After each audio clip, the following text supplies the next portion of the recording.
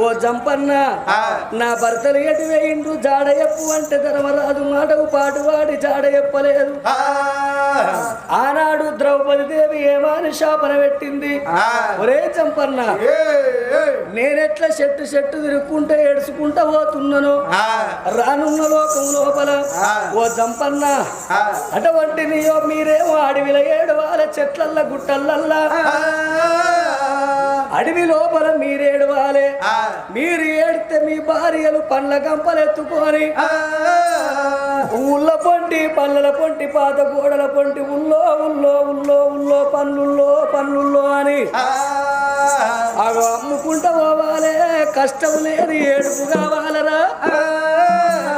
నేను ఎట్లా ఏడుచుకుంటా పోతాను మీ భార్యలు కూడా గట్ల ఏడుచుకుంటా పోతాను అని ఆనాడు ద్రౌపది శాపన పెట్టలేదా? ఆ ద్రౌపది దేవి శాపన